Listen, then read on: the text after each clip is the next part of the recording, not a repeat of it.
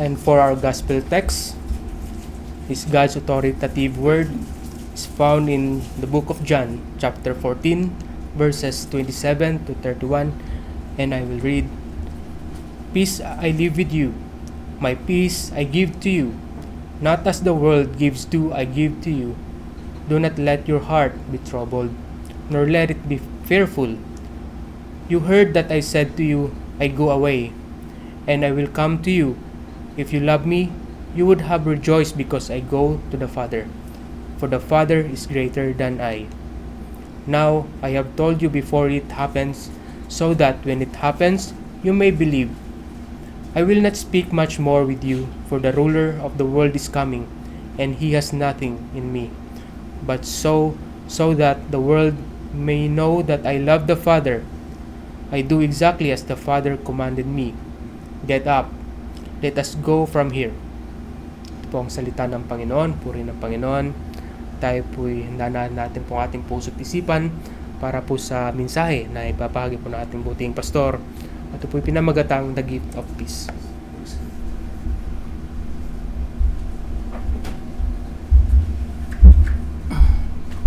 Purihin po ang Panginoon, makaupo po tayong lahat.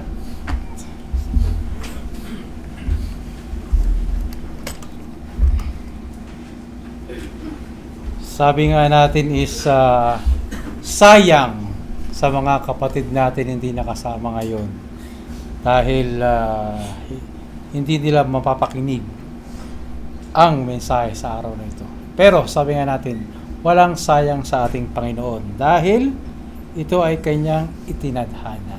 So, walang mga bagay na nasasayang sa ating Panginoon. So, magandang umaga po sa ating mga kapatid at sa mga tagapakinig natin, sa mga followers natin online.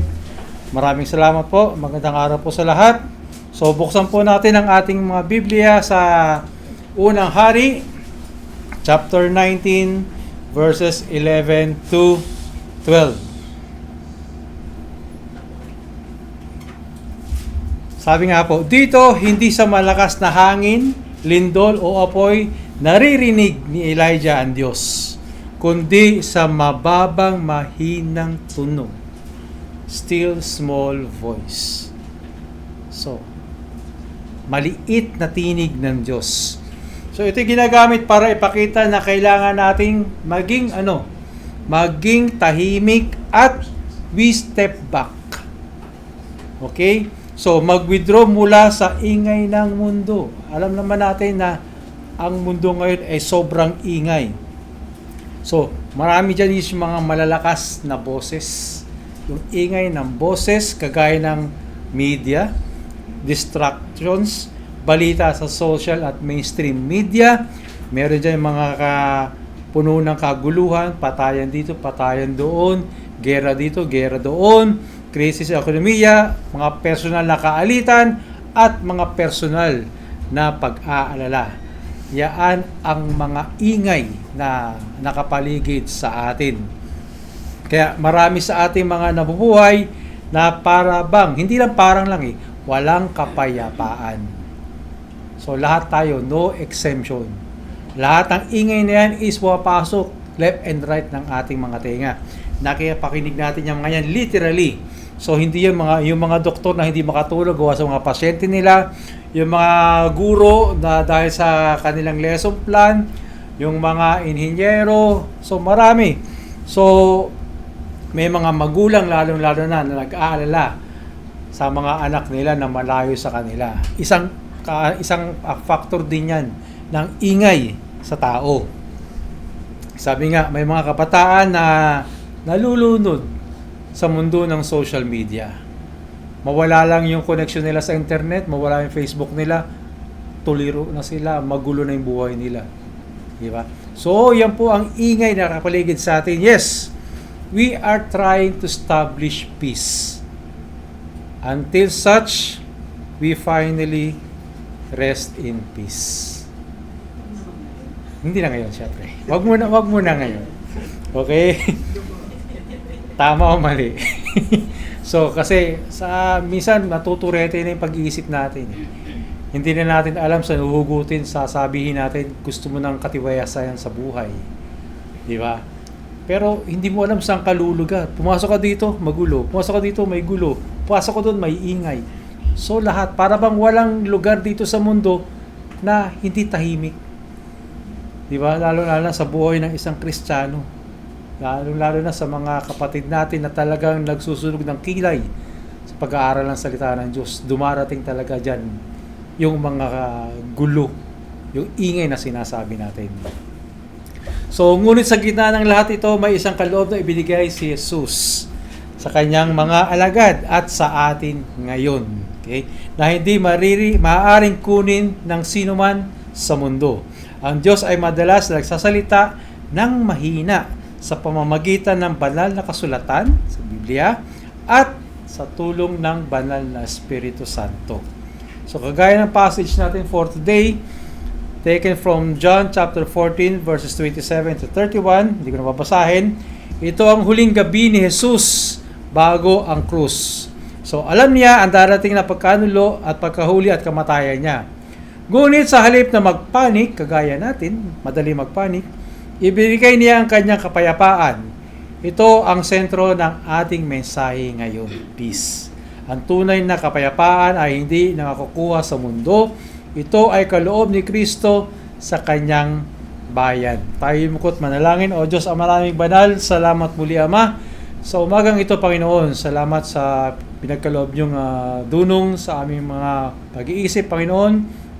At sa gabay at ng Espiritu Santo, nagbibigay liwanag sa aming pag-iisip at puso upang lalo namin maintindihan ang inyong salita sa umagang ito, Panginoon.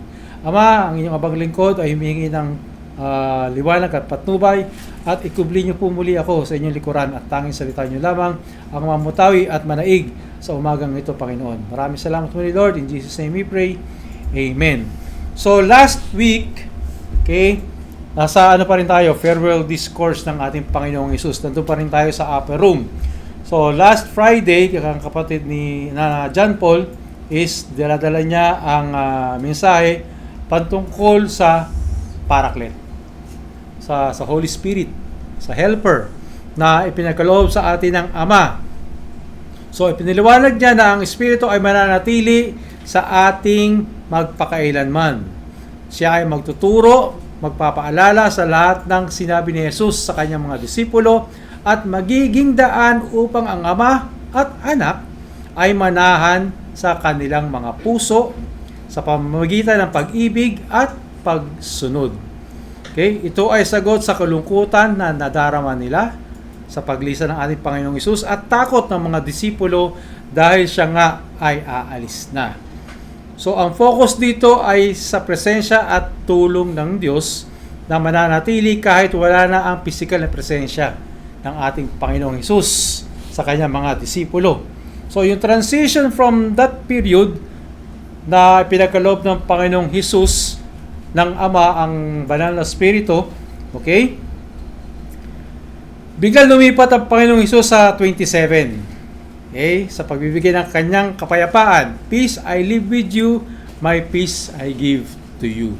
Isang kapayapaang hindi gaya ng sa mundo na ating nararamdaman o na-experience. Ito ay direktang konektado sa pangako ng banal na Espiritu Santo. Ang Espiritu ang magdadala at magpapanatili ng ganitong kapayapaan sa kabila ng pag-alis ni Kristo at ng mga darating na pagsubok sa ating buhay. So, ang transition ay mula sa pangako ng presensya ng Holy Spirit, okay, at patungo sa bunga nito. So, anong connection ng Holy Spirit sa peace? Okay? Kung matatandaan po natin, balik tayo sa Galatians chapter 5 verse 22 to 23. Ano po ang nakasaad doon? But the fruit of the Spirit is love, joy, peace, patience, kindness, goodness, faithfulness, gentleness, self-control. Against such things, there is no law. So, ang dala ng bunga ng Espiritu ay kapayapaan.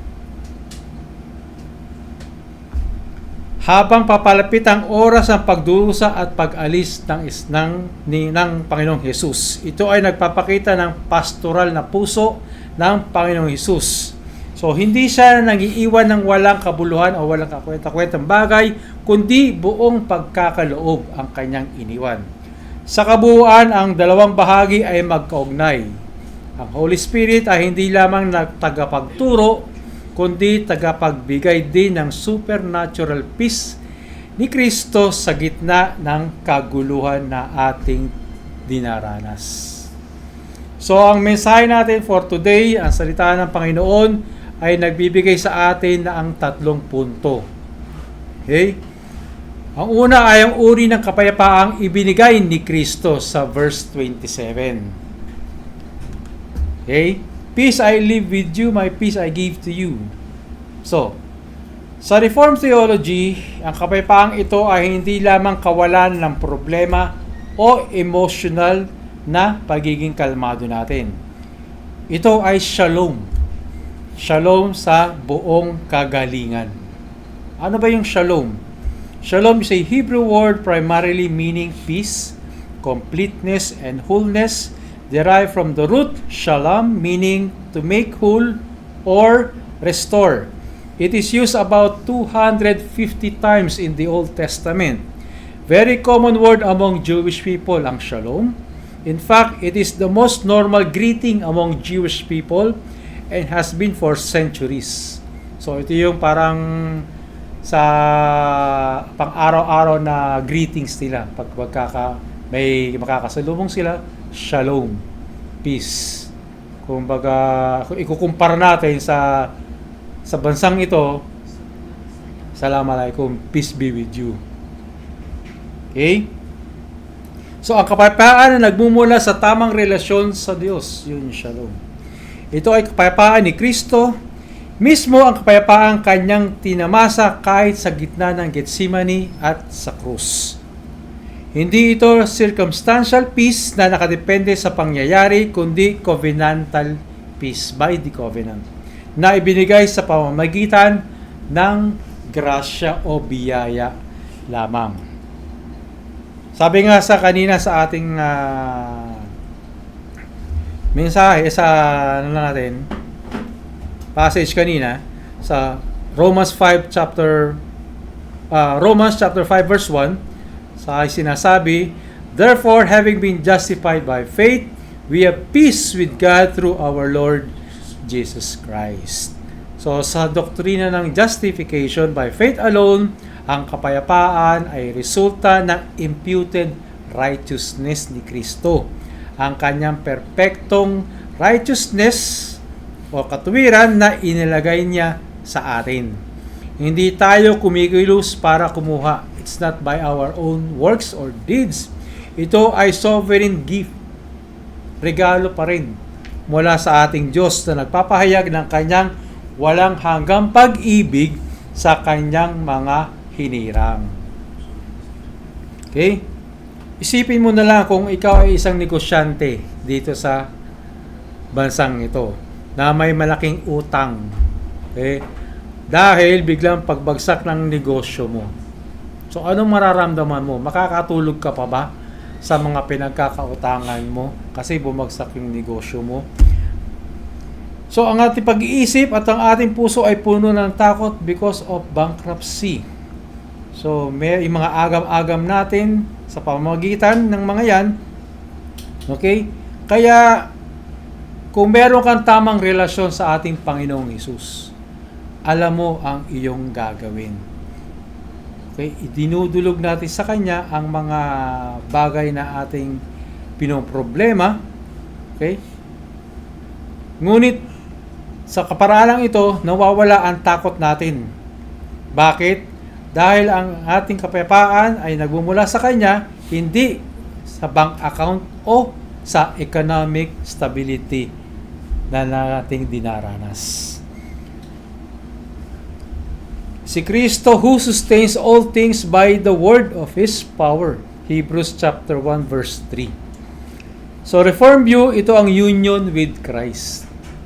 Tayo ay inilagay sa Kanyang katawan sa pamamagitan ng pananampalataya lamang at ang kanyang kapayapaan ay nagiging libre dahil sa kanyang pagkamatay at pagkabuhay na muli. Hindi tulad ng kapayapaan ng mundo na pansamantala lamang. So, nakakaramdam din naman tayo ng peace, ng katahimikan sa ating buhay. Pero, yun nga lang, temporarily. In a short period of time. Okay? Kunyari, nagbakasyon ka, na-promote ka, so, kung ikaw is isang content creator, may nag-like sa content mo, yung iba naman, kapag malaki ang problema, ginagawa? Yung mga walang Kristo sa puso, idinadaan sa pag-inom ng alak para makalimot. Yun, peace na sa kanila yun. So, ang kapayapaan ni Kristo ay eternal at unbreakable. So, sa punto na ito, binibigyan diin na ang kapayapaan ni Kristo ay hindi circumstantial. So, hindi nakadepende sa mga pangyayari kung hindi covenantal at eternal. Ito ay direktang nakaugat sa doktrina ng justification by faith alone. So, ayon sa ating pag-aaral sa Reformed Theology, ang tunay na kapayapaan ay resulta ng imputed righteousness sa atin. Ang perpektong katuwiran ni Kristo ay inilagay sa atin ng libre sa pamamagitan ng pananampalataya lamang. Sabi nga sa binasa natin kanina sa Romans 5, chapter 5, verse 1. So, hindi tayo kumikilos para makuha ang kapayapaang ito dahil ito ay sovereign gift ng Diyos. Sola gratia. Ito rin ang doktrina ng union with Christ. Sa pamamagitan ng pananampalataya, tayo ay inilagay sa pagkakaisa natin kay Kristo. Kaya ang kanyang kapayapaan ay naging atin. Okay? Ito ang dahilan kung bakit sinabi sa sermon na hindi tulad ng peace o kapayapaan sa mundo, dahil ang kapayapaan ng mundo ay pansamantala, ngunit ang kay Kristo is unbreakable dahil ito ay mula sa kanyang perpektong gawain. So, ang mga doktrinang nababanggit dyan is justification by faith alone, sola fide, at imputed righteousness, union with Christ, sovereign grace, sola gratia. So, yaan ang mga doktrinang nakapaloob dyan sa verse 27 na yan. Maigsi, pero malaman. Sabi nga natin. So, sabi nga din sa Ephesians chapter 2, verse 14, for He Himself is our peace, who made both groups into one and broke down the barrier of the dividing wall. Si Kristo mismo ang ating kapayapaan. Ito ay nagpapakita ng union with Christ. Inulit-ulit natin. Tayo ay inilagay sa kanyang katawan, kaya ang kanyang shalom ay naging atin.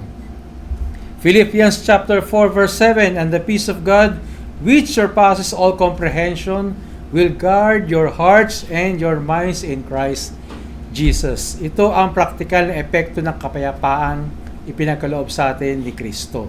Hindi ito nakadepende sa mga pangyayari, kung hindi sa pagbabantay ng Diyos sa ating mga puso at pag-iisip.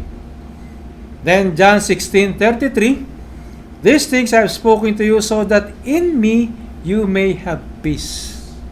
In the world you have tribulation, but take courage, I have overcome the world. So alam na ng Panginoong Hesus na merong mga tribulation sa ating mga buhay. Kahit may tribulation sa mundo, ang kapayapaan ay nasa in me. Ito ang covenantal peace na unbreakable na sinasabi dahil si Kristo ay nagtagumpay na. So makikita natin sa verse na ito, meron dalawang aspeto ng peace. Hindi lang peace, no? Kala ba, peace na yun, tapos na yun, peace. So sa ating pag-aaral sa Reform, kapag pinag-uusapan ng peace na ibinibigay ni Jesus sa verse na yan, may dalawang mahalagang aspeto na dapat natin maunawaan. Ang objective peace at ang subjective peace. Okay? Objective and subjective peace. Ito ay dalawang magkaugnay, ngunit magkaibang katotohanan. Objective peace o kapayapaan sa Diyos, legal at panghabang buhay. So ito ang panlabas, legal at hindi nababagong katayuan ng isang mananampalataya sa harap ng Diyos.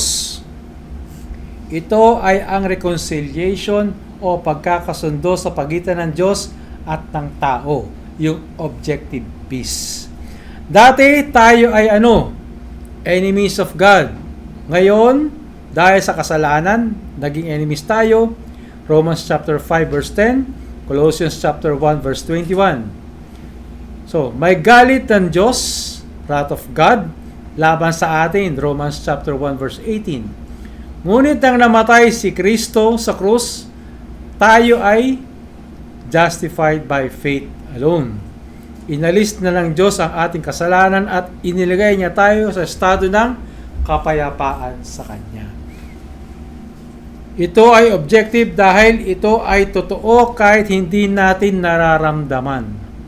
Ito ay batay sa gawain ni Kristo, ang Kanyang perfect obedience at sacrificial death, hindi sa ating feelings o sa ating performance. So, ito ay bahagi ng justification na ating, kung pag-aaral natin yung order of salvation, ito yun, justification. Kapag tayo ay nanampalataya kay Kristo, agad tayo binibigyan ng ganap na kapayapaan ng Diyos. Ito ay hindi dahil nababago, kahit mabigo tayo, mahina ang pananampalataya o maranasan ang malalaking problema, ang objective peace na ito ay mananatili dahil ito ay nakabase saan? Sa finished work ng ating Panginoong Hesukristo, hindi sa atin lamang. So madaling sabihin ang bagay na ito, ang objective peace ay sagot sa tanong. Ito yung tanong, may galit ba ang Diyos sa akin? Yun. Hindi na, wala na. Tayo ay ganap na reconciled sa Kanya dahil kay Kristo. So yan ang objective peace sa statement na yan. Subjective peace naman, kapayapaan ng Diyos, panloob at nararanasan. So kanina hindi natin nararanasan, ngayon naman yung subjective peace, ito yung mga nararanasan nating peace o kapayapaan. Ito ang mga panloob na karanasan natin ng kapayapaan sa puso at isip ng mga mananampalataya. So, ito ang aktual na pakiramdam na kalmado, katiwasayan at lakas na ibinibigay ng Diyos sa gitna ng kahirapan, takot o problema. Yun yung peace na nararamdaman natin. Subjective. Ito ang peace that surpasses all understanding na nababatay sa ating puso at isip. Philippians chapter 4 verses 6 to 7. Sabi, be anxious for nothing but in everything by prayer and supplication with thanksgiving let your requests be made known to God, and the peace of God which surpasses all comprehension will guard your hearts and your minds in Christ Jesus. Ito yung subjective peace na ating nararamdaman at nararanasan. So, ang subjective peace ito ay bunga na din ng union natin sa ating Panginoong Hesus at gawain ng banal na Espiritu Santo. Ito ay hindi otomatikong laging malakas. Kailangan nating actively putting trust sa ating Panginoon. Isuko ang ating mga alalahanin at hayaang ang salita ng Diyos ang mamuno sa atin. Dito mismo tayo nalulugmok. Dito tayo minsan pinanghihinaan. Hindi natin maibigay sa ating Panginoong Hesus o sa ating Diyos yung mga kahinaan natin, yung ating mga suliranin. Pilit pa rin natin gustong mapagtagumpayan. Para saan? Dahil gusto natin maibigay yung mga pangangailangan ng ating mga minamahal sa buhay. Kung sa trabaho naman, gusto natin maipakita sa ating management na kaya mo. So, mga ganun bagay. So, kapag ikaw na ang nanguna, so, alam mo na minsan ang repercussion yan. Minsan, hindi nagiging successful. So, kahit may objective peace na tayo, maaari pa rin tayo magkaroon ng takot o kaguluhan sa puso kung hindi natin iingatan ang ating relasyon kay Kristo. Ang subjective peace ay sagot sa tanong, Pakiramdam ko ba ay payapa at kalmado na ang aking puso ngayon? Yun ang tanong. Ito ang nararamdaman nating kapayapaan na nagproprotekta sa atin laban sa anxiety at takot na ating nararamdaman. Kung ikaw ay mananampalataya, mayroon ka ng objective peace with God. Ito ay siguradong regalo ni Kristo, mula kay Kristo. Ngayon, hayaan mong ang peace of God ang mamuno sa iyong puso araw-araw, lalo na sa gitna ng takot at problema na iyong pinagdaraanan. Yan po ang laman ng unang punto. Sa pangalawang punto, ang konteksto naman ng kapayapaan. Ang pag-alis ni Kristo at ang kanyang pagbabalik sa 28 and 29. Sa unang tingin, ang pag-alis ni Jesus ay nakakatakot para sa mga kanyang alagad. Bakit? Kumbaga ikaw, ama ng pamilya, mag-a-abroad ka, lilisan mo ang iyong pamilya. So, pamilya mo may takot dahil ikaw ang padre di pamilya, iiwanan mo sila, isipin nila mawawala ang job security, ang security ng bahay, kasi nga malayo ka, ikaw naman, nandun din yung takot mo, yung anxiety mo, iiwan mo yung pamilya mo, yung security nila, nalalagay sa alanganin kasi wala ka. So, we are trying to inject ourselves sa mga ganung bagay. Okay? Pero sa ginawa nga natin Panginoong Hesus, sinabi niya, if you love me, you would have rejoiced. So, kung mahal mo ko, kailangan mag-rejoice ka. Bakit? Bakit ka magre-rejoice? Dahil ang kanyang pag-alis ay nangangahulugan ng pagpunta niya sa Ama at pagpapadala ng banal na Espiritu. Dahil kung hindi aalis ang Panginoong Hesus, hindi maibibigay sa atin ang helper na sinabi nga last Friday. Okay? Ito'y bahagi ng eternal decree ng Diyos. Lahat na nangyayari ay nasa plano ng sovereignty ng Diyos. Walang aksidente. Lahat ay planado. Sinabi niya ng maaga ang lahat para when it happens, you may believe. Hindi ka nalang magugulantang, hindi ka na masasurpresa na, o bakit ka aalis? Bakit hindi ka man lang nagpasabi na aalis ka pala? So, ito na nga, sinasabi na ni Jesus beforehand na aalis ako. At ako'y pupunta sa Ama. Ang ating assurance of faith ay hindi nakatepende sa ating damdamin, kundi sa maaasahang salita ng Diyos na hindi nagbabago o hindi nabibigo. Ito ang doktrina ng divine sovereignty at perseverance of the saints. Ang Diyos ay may mas malaking plano kaysa sa ating nakikita sa ngayon. So, yung pag-alis ni Kristo, that time, yun lang ang nakikita ng mga disipulo, na sila ay maiiwanan ng kanilang guro. Ang ating assurance, yun nga, of faith ay hindi nakadepende sa ating damdamin. Yun yung kasi yung emotions natin eh. Yung namumuo yung takot natin, yung fear natin, yung anxiety. So, mayroon pa palang mas malaking plano ang ating Ama. The Father is greater than I. Yun ang sabi ng Panginoong Hesus. Ay nagpapaalala na Jesus ay ganap na sumusunod sa misyon ng Ama. So, yes sir. Yun ang sabi ng Panginoong Hesus sa Ama.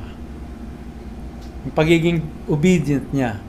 Ito ay ang iniaan niyang magalak sa kanyang tagumpay, ang misyon na ipinagkaloob sa kanya ng Ama.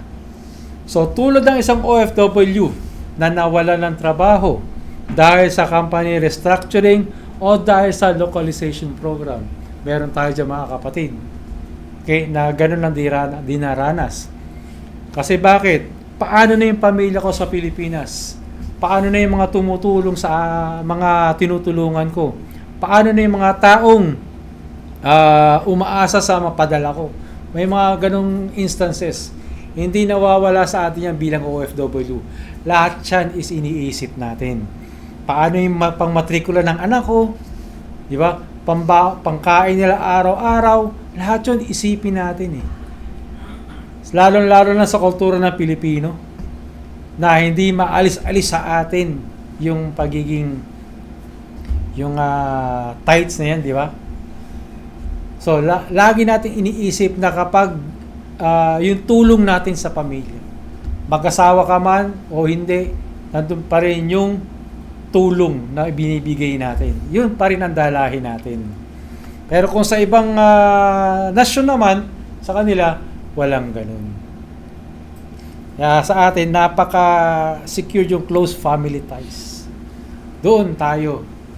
Doon minsan kumakapit yung iba. Okay? Pero kung meron kang Kristo, maalala mo ang sinabi niya. The Father is greater than I. Ang Diyos ay may mas malaking plano. Maraming beses na tayo ay natatakot sa ating paglisan ng mga bagay o kasi umaalis tayo sa ating comfort zone. Diba? Kapag nakasanayan mo na tapos mababago, sandali. Ganun eh. May agam-agam ka. Kagaya sa trabaho, kalusugan, relasyon o kahit anong normal na buhay. Ngunit sa pananaw ng Reform, ang bawat pag-alis ay paghahanda para sa mas malaking pagpapala ni Kristo tulad ng mga alagad. Kapag tayo ay nagmahal kay Kristo, tayo ay natutong magalak sa kanyang plano kahit hindi natin ito lubusang naiintindihan sa ngayon. So yung paglisan ng isang tao sa ating buhay, sa ngayon, kasi blanco tayo eh. We caught by surprise. Pero sinabi ng Panginoon Jesus, sinasabi ko na sa inyo ng mas maaga. Pero yung iba nga, may instances na nasosurpresa na lang tayo, may mga taong umaalis sa ating buhay, na minsan hindi natin nakakayanan. So isipin lagi natin, John chapter 14, verse 27. So, tulad ng mga alagad. Okay? Dito, ang pag-alis ni Jesus ay hindi nakikita bilang trahedya kung hindi bahagi ng eternal decree ng Diyos. Okay? Sa pag-aaral natin, nandyan yung decretive will ng Panginoon. Lahat na nangyayari that time. Maging ang pag-alis ni Kristo, ang pagpapadala ng Espiritu at mga pagsubok sa buhay natin ay nasa plano ng sovereign na Diyos mula pa noong walang hanggan. Walang aksidente na ating sinasabi. Sinabi ni Jesus ng maaga na ang lahat, so when it happens, you may believe. Ito ang pundasyon ng assurance of faith. Hindi tayo nag-a-assure dahil sa ating damdamin o ating gawa, kundi sa maaasahang salita ng Diyos. Ito rin ay nakalinya o nakalink sa doktrina ng perseverance of the saint. Ang Diyos ang may hawak sa ating pananampalataya at ang may mas malaking plano kahit hindi natin ito lubusang naiintindihan sa ngayon, tayo ay natututong magalak sa kanyang mga plano. Sovereignty of God, divine decree, assurance of faith, and perseverance of the saints. Yan ang nakapaloob sa verse na yan. But I tell you the truth, it is to your advantage that I go away, for I do not go away, the helper will not come to you, but if I go, I will send him to you. So, kailangan pa rin natin ng tulong, yung paraclete na yan, yung helper. So, John 16 verse 7. So, sabi nga, kung hindi siya aalis ang Panginoong Hesus, hindi niya maibibigay yung tulong na yun. Yung tutulong sa atin. Romans 8:28, and we know that God causes all things to work together for good to those who love God. Talamak na yan. Ito ang practical na assurance sa gitna ng pag-alis ng mga bagay sa buhay. Lahat ay nasa sovereign plan ng ating Diyos. Ephesians chapter 1 verse 11. Ano yun? Having been predestined according to His purpose, who works all things after the counsel of His will. Dito pinapatibay ang doktrina ng divine decree. Ang pag-alis at pagbabalik ni Kristo ay ayon sa counsel of His will at hindi aksidente. John chapter 10, 28-29. And I give eternal life to them, and they will never perish, and no one will snatch them out of my hand. My Father who has given them to me is greater than all, and no one is able to snatch them out of my Father's hand. Ito ang pundasyon ng perseverance of the saints. Ang ating assurance ay hindi sa ating lakas, kung hindi sa panghawak sa sovereign grip ng ating Ama at ng Anak. So yan po ang nakapaloob sa 28 and 29. At ang pangatlong punto, ang kapangyarihan sa likod ng kapayapaan. 30 and 31. The ruler of the world. Sino ang the ruler of the world? Ang Diyos ba? O si Satanas? Sabi nga, the ruler of the world is Satanas, ay darating sa pamamagitan ni Judas at ng mga sundalo. Ngunit sinabi ni Jesus, wala siyang panama sa akin. He has nothing on me. Walang hawak si Satanas kay Kristo dahil si Jesus ay ganap na walang kasalanan at ganap na sumusunod sa Ama. Ito ang sentro ng Reformed Theology, ang active obedience ni Kristo. Hindi lamang ang kanyang pagkamatay or passive obedience ang nagliligtas sa atin, kundi ang kanyang perpektong pagsunod ng buong buhay niya sa kanyang Ama. Ang kanyang pagsunod ay inilalagay sa atin sa pamamagitan ng imputation. Dahil dito, kahit ang ruler of the world o si Satanas ay umiikot sa ating paligid ngayon sa anyo ng tukso, pag-uusig o krisis, wala siyang hawak sa atin dahil tayo ay kay Kristo. Tayo ay pagmamay-ari ng Panginoong Jesucristo. Ang kapayapaan natin ay hindi fragile. Ito ay nakaugat sa sovereignty at tagumpay ni Kristo sa krus at sa kanyang pagkabuhay na muli. So, ang pinakamalalim na doktrina dito ay ang active obedience ni Christ. Sa Reform, ang kaligtasan natin ay hindi lamang dahil sa kanyang pagkamatay sa krus o passive obedience, kundi dahil sa kanyang perpektong pagsunod sa buong buhay niya sa utos ng Ama. Sinabi ni Jesus, I do exactly as the Father commanded me. At He, Satan, has nothing in me.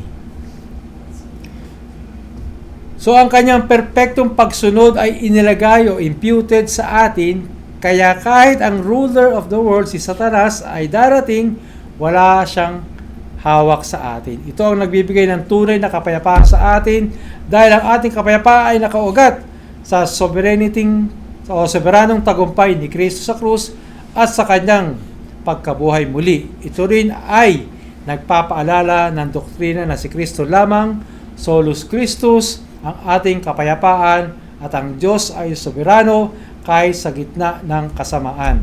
So dito rin sinasabi natin na meron tayong inner peace na nararamdaman.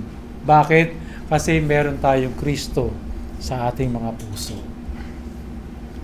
So, passive obedience, imputation of Christ's righteousness, victory of Christ over Satan, definite atonement at sovereignty over evil ang nakapaloob na doktrina sa 30 and 31. For us, through the one man's obedience, the many were made sinners. Even so, through the obedience of the one, the many will be made righteous. Romans 5:19. Being found in appearance as a man, he humbled himself by becoming obedient to the point of death, even death on cross. Philippians 2:8, verse 9. When he had disarmed the rulers and authorities, he made public display of them, having triumphed over them through him. Colossians chapter 2, verse 15. Yan ang mga verses na sumusuporta sa pagiging aktibo, tagapakasunod ng ating Panginoong Hesus sa ating Ama. So, sa buod ng tatlong punto, ang uri ng kapayapaang ibinigay ni Kristo, ang konteksto ng kapayapaan, ang kapangyarihan sa likod ng kapayapaan. Ang tatlong ito ay sadyang nakadisenyo upang ipakita ang buong order of salvation or ordo salutis sa Reform na theology. Unang punto, kung paano tayo nabibigyan ng kapayapaan, justification, plus union with Christ. Pangalawang punto, kung paano natin ito pinanatili sa gitna ng buhay, sovereignty plus assurance plus perseverance. Pangatlong punto, kung ano ang kapangyarihan sa likod nito, active obedience ni Kristo plus imputed righteousness. Lahat ng ito ay nagbabalik sa solus Christus. Si Kristo lamang ang pinagmulan ng tunay na kapayapaan. Hindi ang ating gawa, damdamin, o mga pangyayari sa mundo. So, nakasentro pa rin tayo sa ating Panginoong Jesus. So, sa ating panahon ngayon, paano natin may apply ang ating passage for today? Mahalaga may apply natin ang passage na ito. Lalo na sa konteksto ng buhay natin. Una-una dyan, sa gitna ng ating anxiety at mental health struggles. So, maraming tao ngayon ang nabubuhay sa patuloy na takot. Nandyan pa rin yung dilema natin. Hindi tayo makakawala sa takot na yan. Takot sa hinarap, takot sa kabiguan, takot sa sakit, o takot sa kawalan ng seguridad. Si Jesus ay nagsasabi, huwag hayaang magulo ang iyong puso. Ang kanyang kapayapaan ay maaari maging gwardya sa ating isip at puso. Philippians 4:7. Kapag tayo ay regular na nagdadasal, nagbabasa ng salita, at isinusuko ang ating mga alalahanin sa Kanya. So, leave everything to God. So, sa gitna ng economic at political uncertainty or turmoil, sa mga bansa maraming uncertainties na nangyayari, na nararanasan, kagaya sa trabaho, residency, pamilya, at kinabukasan. Ang worldly peace ay madaling mawala kapag nagbago na ang sitwasyon. Yes, kasi temporal lang ito. Ngunit ang kapayapaan ni Jesus ay mananatili kahit magbago ang mga sirkumstansya. Dahil ito ay nakabase sa Kanya, hindi sa nababagong katapatan. Kapag may mga personal tayong pagsubok sa ating buhay, sakit sa pamilya, problema sa relasyon o sa asawa, kapag nawalan ng trabaho o nahihirapan sa pananalapi, kapag nakaranas ng pagtataksil o pagkapigo, sa mga sandaling ito, alam naman natin, tatandaan natin ang sinabi ni Jesus sa 27, "My peace I give to you." Hindi na niya sinabi na aalsin niya ang problema. Nandiyan pa rin ang problema, pero bibigyan niya tayo ng kapayapaan sa gitna ng problema. Nandiyan pa rin yun, kasi katuwangnan ang pagiging positibo natin sa buhay. Katuwang natin ang mga problema, ang mga negatibong nangyayari sa ating buhay. So sa araw-araw nating pamumuhay ng mga mananampalataya, sa trabaho, alam naman natin kapag may pressure, may competition, minsan it reaches to the limit ng ating tawag dito. Sinusubok tayo, di ba? Nagugulo tayo, nawawala yung focus natin, so we reach to God. Sa ating pamilya, alam natin kapag may mga problema sa asawa at anak, nandyan, kailangan natin ng peace. So, ating imungkahi sa ating katuwang, sa ating mga anak, ano ba ang peace na to, ang kahalagaan ng peace na to sa ating pamilya. At para naman sa ating mga bagong mananampalataya,